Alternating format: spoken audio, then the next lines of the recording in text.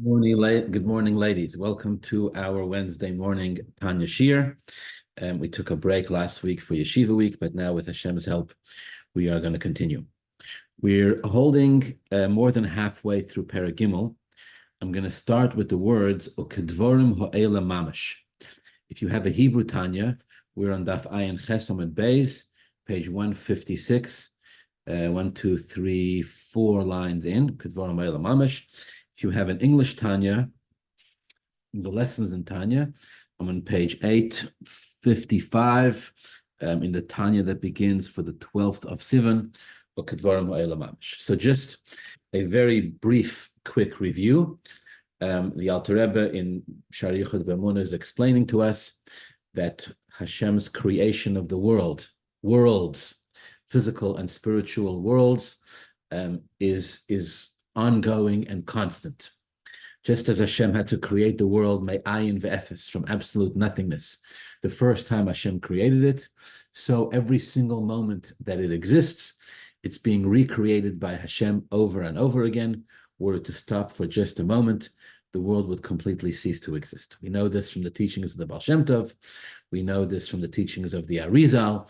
We know this, the Alter Rebbe argues in Perek Beis, this is even a logical conclusion that we have to come to because of everything that we discussed. Okay, as a result of this idea, again, the idea that all of the created beings, not just, again, I'm stressing, not just physically created beings, even spiritually created beings, all created beings are being constantly recreated. They have to be constantly recreated, otherwise they would cease to exist. As a result of this, as the Alter Rebbe in Perek Gimel, we come to the conclusion that every created being is ayin ve'efes mamash. Even once it was created, it is ayin ve'efes mamash. It is absolute nothingness compared to the godly energy that brings it into existence and that recreates it again and again. It's in a state of complete bittul. It's in a state of complete nullification, and doesn't really exist. Okay. All right. And he gives a mashal for this. We discussed the mashal at great length. I want to move on at this point, but we discussed the mashal at great length. The mashal is from Oyer Hashemesh, from the light of the sun, where the Alter Rebbe explained to us that the Oyer Hashemesh, the light of the sun, exists in two levels, or exists in two ways, exists in two places, let's say. There's the light of the sun, the way the sun exists outside of the sun. This is where we experience it because we, of course, live outside the sun. So there's the light of the sun, the way it exists outside the sun, the way it exists in the world. And then there is the light of the sun, the way that light exists within the sun itself. Again, it's the mashal itself. The mashal itself is not a simple mashal, but that's the mashal. And the Alter Rebbe says we have to say that there's light inside the sun, because if the sun has the ability and the power to illuminate so far away, right, thousands and thousands of miles, then kol shekin kal v'chomer, much more so does the sun illuminate within itself. But within the sun itself, the oyer is in a state of complete bittul. This is what's written over here. Within the source of light, there's light within the source of light, but within the source of light, the light stands in a state of complete bittul. Okay, this is what we learned. Again, we're more than halfway through Perek Gimel. Him kol habruim legabe shefa oleki meruach piv hashefeya aleihem umahava oisam v'hu makayra. So when we compare this mashal of the light of the sun, the way it exists within the sun itself, or over there within the sun itself, the light of the sun stands in a state of complete bittul. This is a mashal kedvorim o'ela mamash. Alter says it's mamash like these words. When we talk about the relationship between created beings, between nivroim, between created beings, lagabe shefa holeki meruach piv hashefei aleim umahava isam v'umakayram. When we talk about the relationship between created beings and the godly force that brought them into existence and brings them into existence over and over again constantly, The Haim Atzmam. So when we talk about the relationship between these two things, the divine, the godly force, the godly power that creates, and all created beings, we're talking, in order to understand this, the best mashal for this, to describe the relationship between these two powers, the power that creates and the created beings, the best mashal for this is to compare them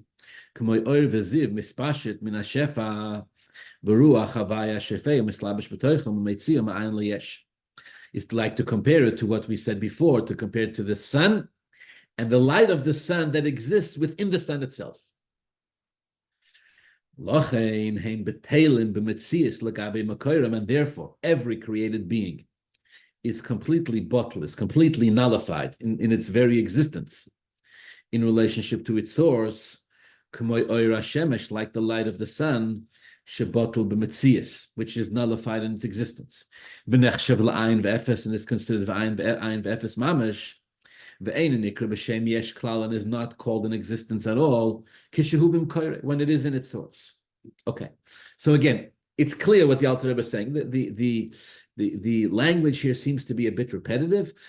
I don't know what the reason for that is, but for now we're gonna focus on the point. The Alter Rebbe is saying that just like we understand when it comes to, again, I'm repeating, just like when it comes to the mashal of the sun and the light of the sun, we understand that there's the light of the sun the way it exists outside the sun, and there's the light of the sun the way it exists inside the sun.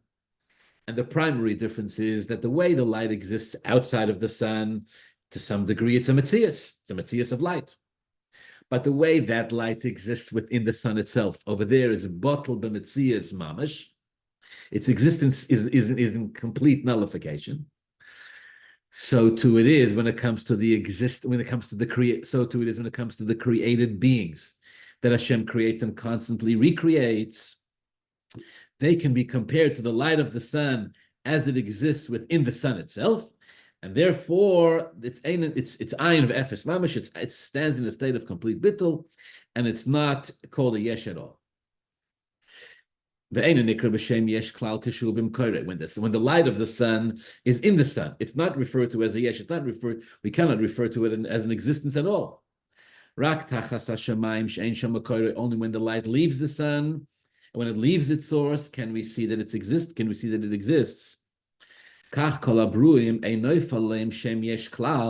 So too all existences cannot be referred to as existing at all, because they all exist within their source, just like light within the sun itself. Oh, okay, clear. Here the Alter Rebbe adds another point, an additional point that we can learn, that we can understand from the mashal of the light of the sun. Elo, says the Alter Rebbe, le'einei basar shalanu, she'ein anu roim u'masigim klal hasamokar, shehu ruach havaya mahavaisam. Now we, who are also created beings, we have what's called einei basar. Einei basar means eyes of flesh. We have physical eyes, and therefore, because we have physical eyes, we don't have godly divine eyes. We cannot see godliness. It's invisible to us. Therefore, we are unable to see the godly source that brings things into existence.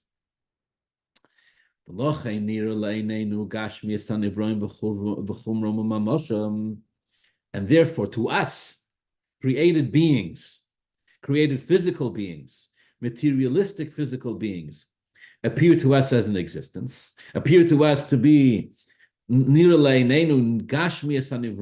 see the physicality, the corporality of created existences, and their materialistic existence, and their tangible existence. Or to us it appears like it actually exists. Why?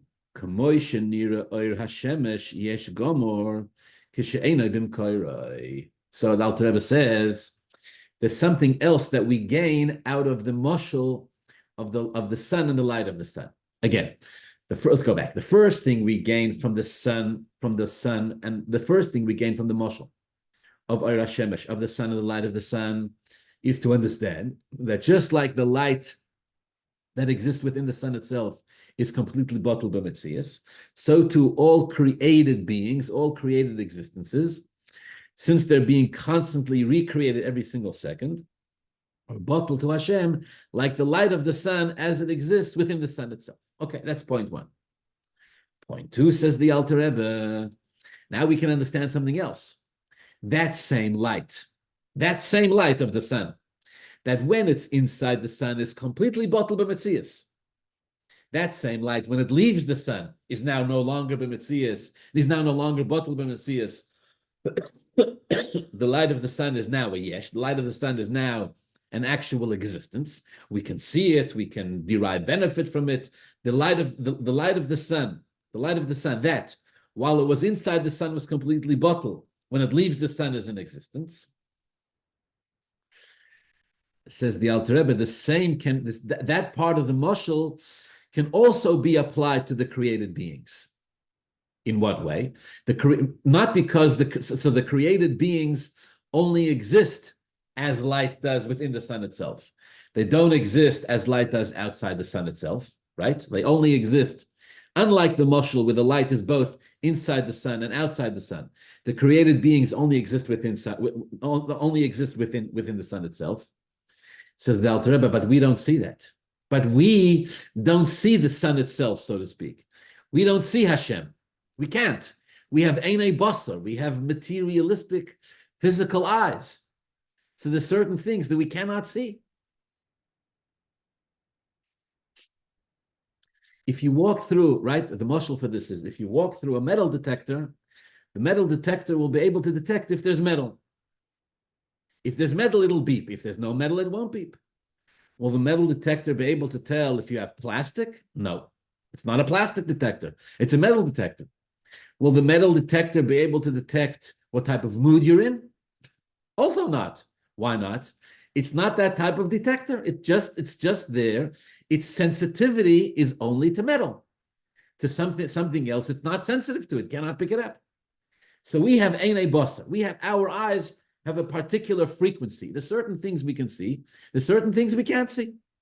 I have to tell you, I'll just give you an interesting mashal for this. So a couple of months ago, we were installing in our shul, certain types of security features.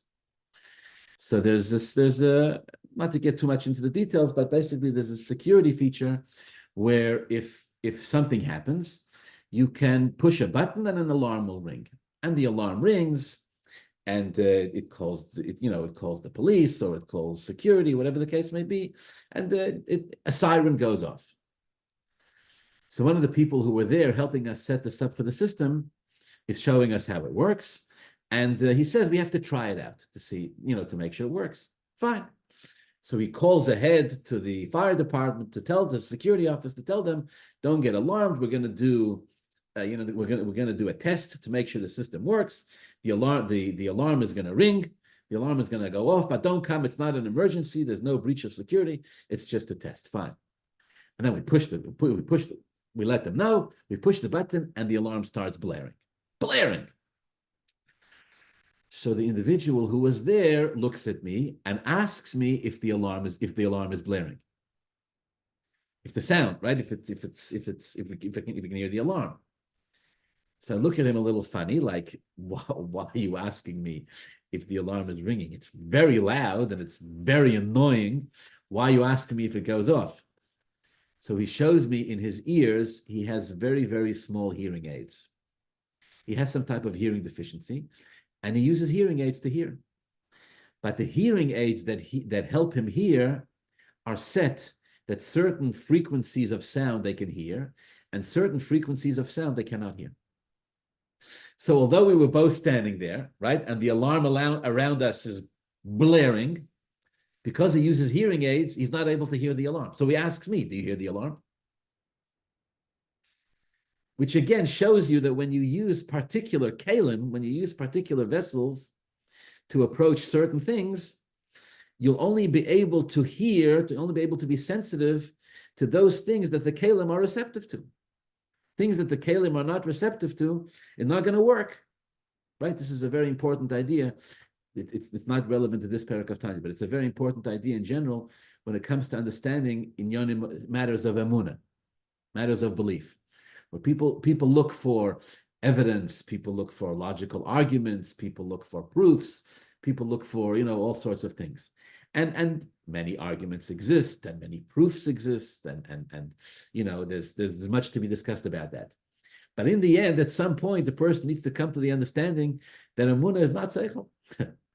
Emunah is emunah, and trying to dissect emunah with seichel is like trying to understand emotions with seichel. Well, it's even more. It's even. In other words, emunah is even further away from seichel than emotions are from seichel. At least with emotions. In the end, the seichel can impact the emotions, but with the emunah, it can't. But just like when it comes to emotions, a person tells you, "I'm afraid of something." Tell them, but there's nothing to be afraid of, right? Logically speaking, there's nothing to be afraid of. It's possible for a person to be afraid of something, even if logically there's nothing to be afraid of. Why did the Eibishter make us that way? You can ask Hashem why, but it's possible. So if you approach it with, say, I don't understand, but what's bothering you? What's the problem? At some point, I cannot explain it. It's an illogical fear. No, if it's an illogical fear, it means it doesn't exist. An illogical fear could exist. It just means it's not logical. With logic, you won't be able to. With logic, you won't be able to take it. So with emunah, kol sheken v'kal v'chomer. With emunah, at some point, seichel is not a keli for it, right? It's like trying to pick up emotions with a metal detector. It's not going to work.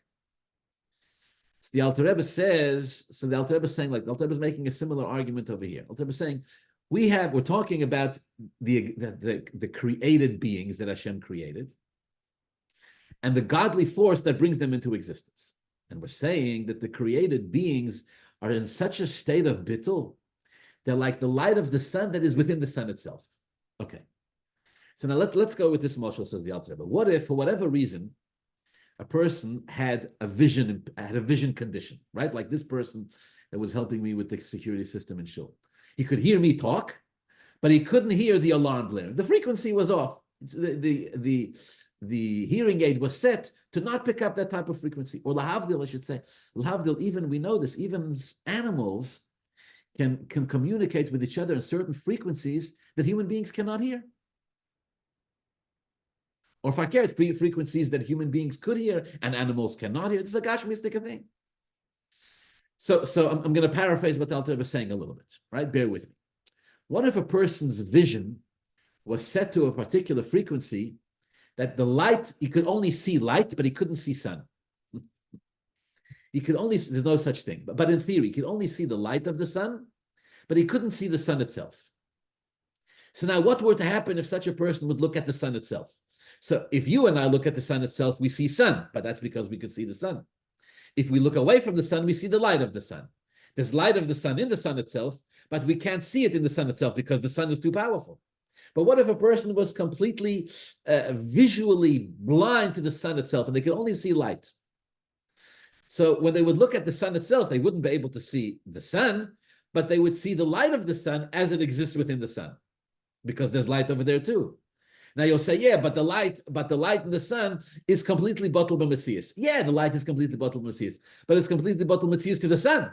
If you can't see the sun, then you don't see that the light is batul b'metzius completely. So the Alter Rebbe is saying, this is the story with us. When we look around at all of the created beings that Hashem created, so really the created beings exist as light does within the sun itself. Really, they stand in a state of complete bittul b'metzius. But they stand in a state of complete bittul b'metzius to a sun, to an Eibishter, that we don't see. So because we don't see the Eibishter, therefore we don't see the bittul of things as they are to the Eibishter, because it's like looking at the sun, it's like looking at the light of the sun without being able to see the sun. I want to read that inside. Therefore,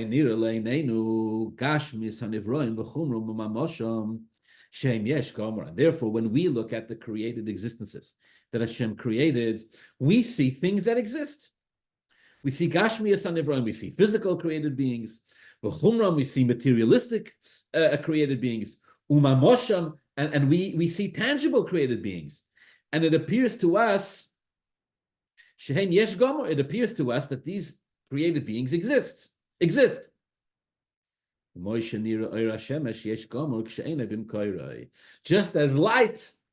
Just as light would appear to exist when it's not inside its source.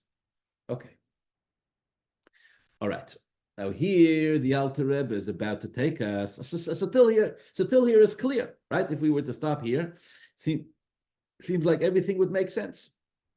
All created beings, all created existences are completely nullified within Hashem as light exists within the sun itself. But because we don't see the sun, therefore all we see is light.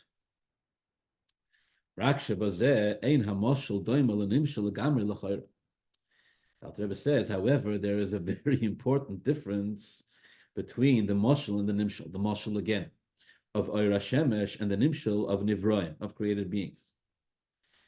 Mashal, when it comes to the Mashal, Ein HaMokar b'Metzias Klal B'chol Ha'olam. V'al ha'oretz shenira sham oir yesh gomer.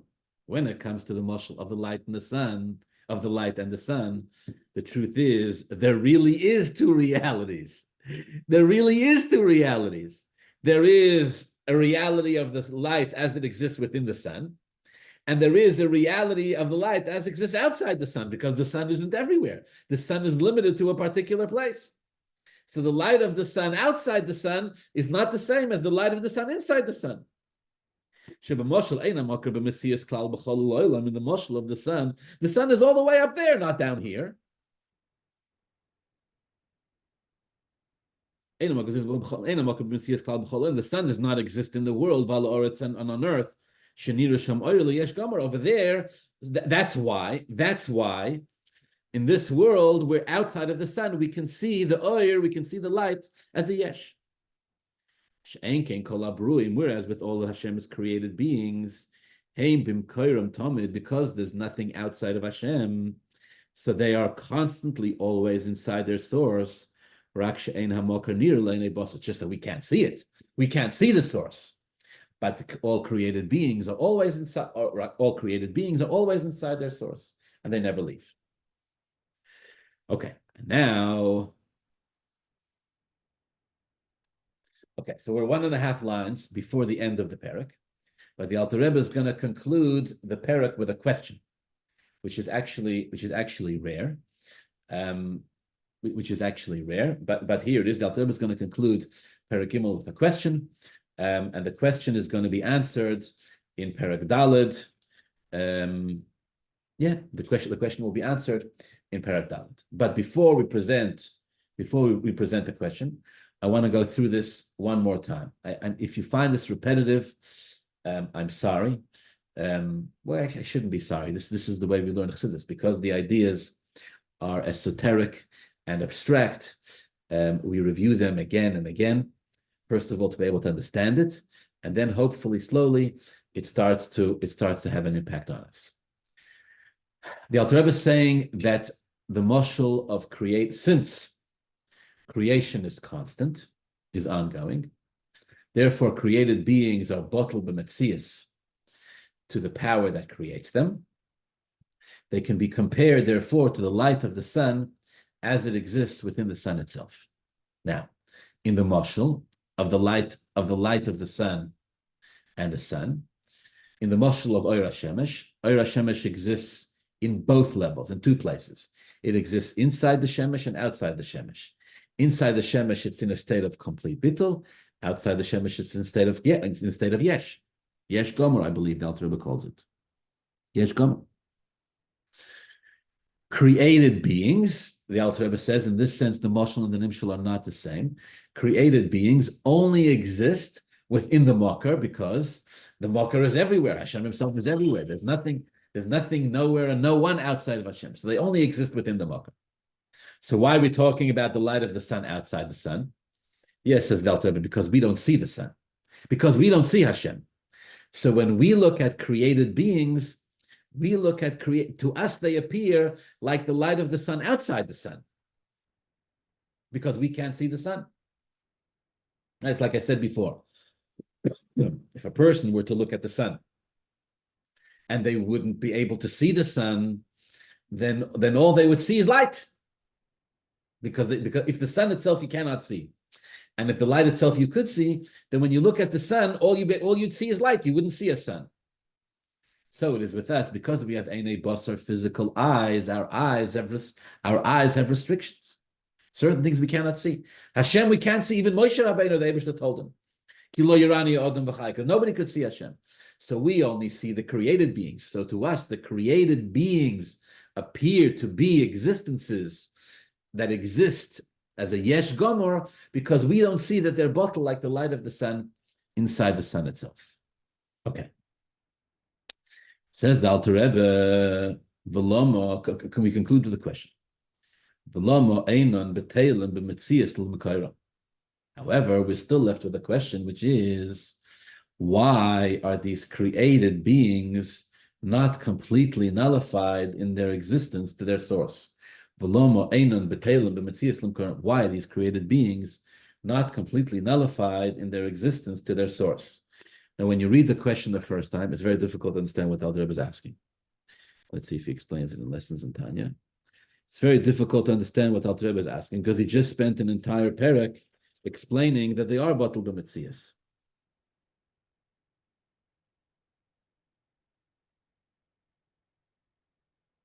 And the only reason why we don't see it, is because we can't see Hashem, right? So it's like looking at light. It's like looking at light without being able to see the source of the light, without being able to see the sun. So if you don't see the sun, all you see is light. What's the problem? Seems like the Alter Rebbe just explained this, but yet something is still bothering him. Why are they not completely bottled b'metzias to their source? In the Lessons of Tanya, it says, how come we can't see it? Right? Why are these nullified existences, why are these created existences not nullified in a revealed way? Again, the question is, what's the problem? Why is because it's bottled to its source, and the source is concealed from us. That's why we don't see it.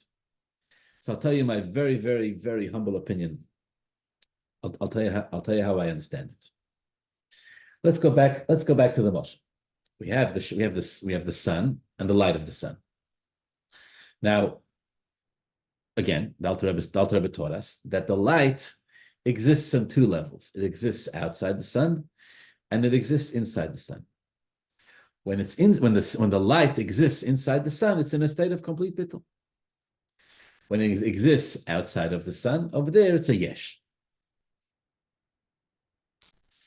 What if a person can't see the sun? Then all they can see is light. Fine. So I said before that if a person cannot see the sun, and they were to look directly at the sun, then all they would see is light.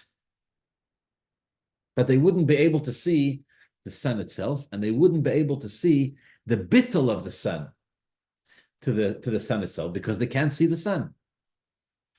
But the truth is, it's not entirely, what I'm saying is not entirely accurate.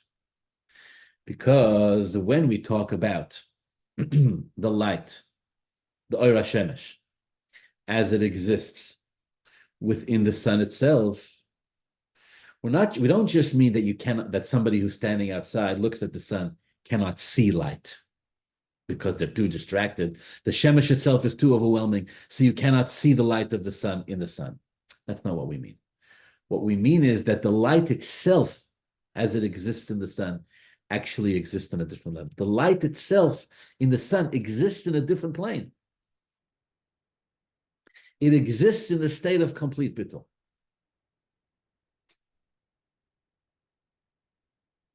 In that sense, if a person couldn't see the sun and they were to look at the sun, they shouldn't be able to see light either, because the light as it exists over there exists on a much higher level. Okay, what in heaven's name am I talking about? So here's a mashal that Chassidus gives. For this. So Chassidus talks about how things can exist on different levels. Things can exist on different levels. They can exist in a level called gilui, which means their existence is revealed. They can exist on a level where things are called helem, where they're concealed. And even within helem, even within concealment, there's helem sheyeshna b'metzias, a concealed state which exists, and a helem she'ena metzias, a concealed state which doesn't exist. Again, so the mashal for this is, you have a flame. A flame is a flame. A flame is fire. A flame is fire. The nature of fire is such that it's hot. It catches fire it burns anything it touches. And if you put it into water, it gets extinguished. This is the nature of fire. Okay, it's red, it's blue around the wick, around the source, things like that. So this says, okay, what about a coal? Right, you make a barbecue, you have coals at the bottom, and the coals are a flame. There's fire in these coals. But actually, there isn't necessarily any visible flame. But they're still ablaze, they're still aglow, they're still emanating heat. If you touch something to the coals, it'll still burst into flame. If you put it in water, the water will put it out. There's still heat coming from it. So when you look at it, you don't necessarily see a flame. Now it's very easy to get out of flame, right? You just fan it and the flame immediately bursts forth. But if you don't fan it for a while, the coals will just kind of simmer there, and isn't necessarily a visible flame there. We call that helem sheyeshnoi b'metzias. That means the fire is there. It's yeshnoi b'metzias. There's fire there, but it exists in a state of helem. It exists in a state of concealment. This is a more refined level of existence of the flame. It's gone into a state of helem, but still helem sheyeshnoi b'metzias because it has all the regular properties of fire. It's still hot. It's still going to put out water. It's still going to melt or cook anything that comes in contact to it, etc. What about Chassidus says, even one step higher? This mashal is used for many ideas in Chassidus. What about Chassidus says a flintstone? A flintstone has an interesting character where if you give it a clap, a spark comes out. Now, if you ask a scientist why when you give it a clap does a spark come out, they'll tell you simple, because of the friction, right? The friction between the two rocks creates static, and the static produces a spark. Fine. All right, I don't know if Chassidus argues or agrees, not the point. But Chassidus says the fact that certain rocks, when you clap them, fire comes out, and certain rocks, when you clap them, nothing comes out. This shows that there's a certain koyach, there's a certain power of eish, of fire, that exists within this stone. Now, at this point, the existence of the fire is so esoteric, is so lofty, that it possesses none of the qualities of fire. The rock is not hot. If you touch it to something, it won't catch fire. It won't. If you put a piece of paper on the rock, the piece of paper won't burst into flame. If you leave the rock at the bottom of a pail of water for 1,000 years, it won't affect it. But there is a certain level of eish, there. To extract it, you need to give it a clap. According to Chassidus, the reason for that is because the power of eish is so hidden here, deep within the rock. To extract it, you need great force because of its state of helem. But if you hit it, fire comes out because there's a certain koyach, a certain mokar of eish, of fire, as it exists within the tzurach halamash, as it exists within this flintstone. The idea being that it is fire, but it's fire in a much more, and I'm going to use the word, it's fire on a higher level, or I would even say it's fire as it stands in a state of bittul. The more something, Chassidus teaches us that the more something is connected to its source, the more it's going to be in a state of bittul. That's what Chassidus teaches us. The more it's going to be connected to its source, the more it's going to be in a state of bittul. The more it is inside its source, the more in a state of bittul it's going to be.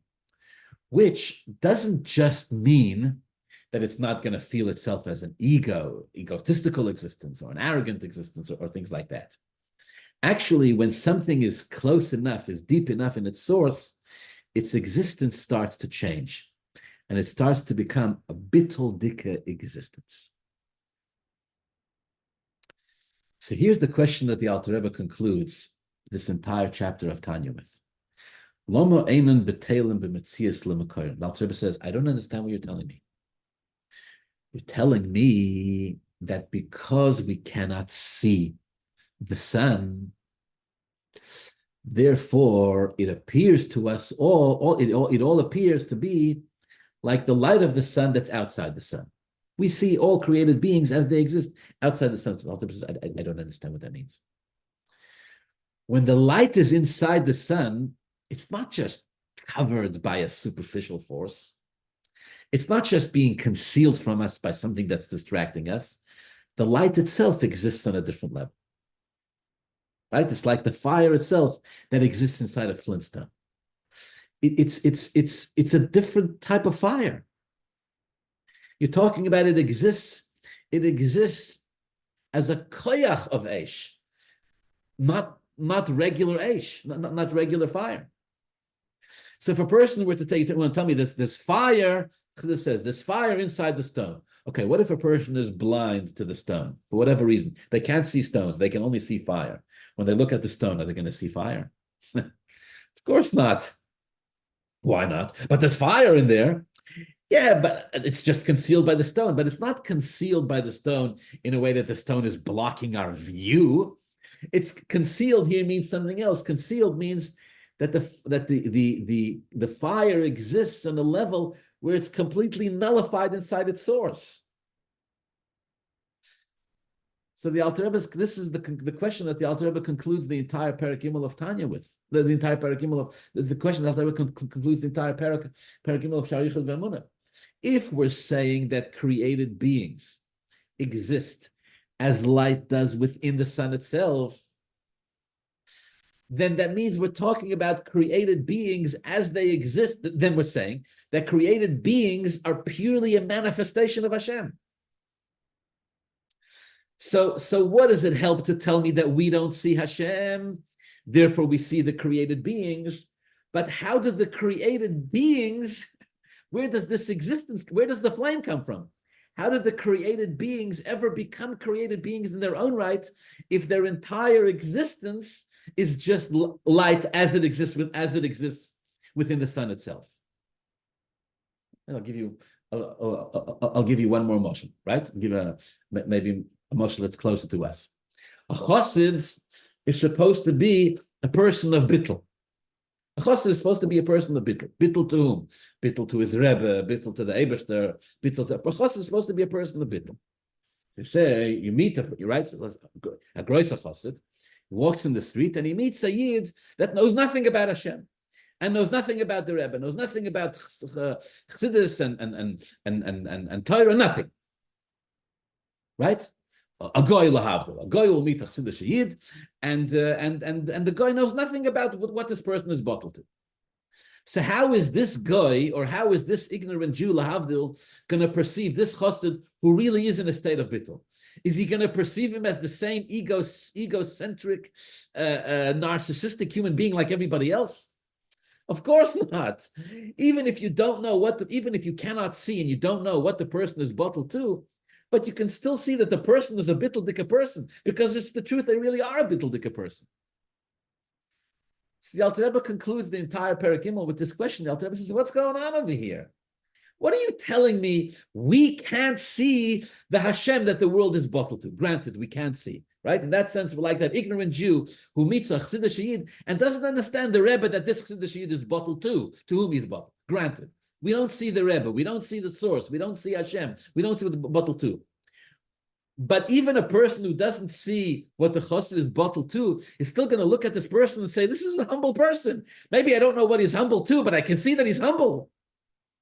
So if all of existence exists only as light does within Hashem himself, so then how is it possible, even if you don't see the source of existence, how is it possible to perceive these existences as existences in their own right? Why aren't they nullified to their source in a very obvious way? That's the question. Says the Alter Rebbe, understand this, we need to introduce. And for this, the Alter Rebbe is going to give us an introduction to a phenomenal concept called tzimtzum, which needs tremendous amount of learning and understanding, and everybody quotes. And I'm afraid very few people I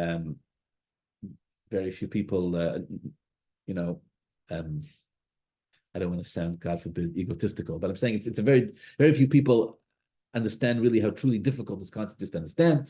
The concept of tzimtzum that allows existences that exist only within Hashem himself to feel themselves as existences and to be perceived by others as existences. But this is a whole new chapter. Chassidim would say certain questions, when the Chassidim, when they would learn this part of Tanya, they would say certain questions, the person shouldn't allow the questions to linger too long in their head. You have to answer them immediately. Certain questions, it's okay to let them linger in your mind for a while. So this is one of the questions that Chassidim said. Alter Rebbe concluded the chapter with this question. It's okay if this question bothers us for a while. Why is the world actually not in a revealed way bottled to Hashem? It's all right if this question bothers us for a while. All right, may we know of no greater tzoros. May Hashem bless us all. Thank you very much for being here, and we will continue in Mitzvah Hashem next week with Perek Dalet.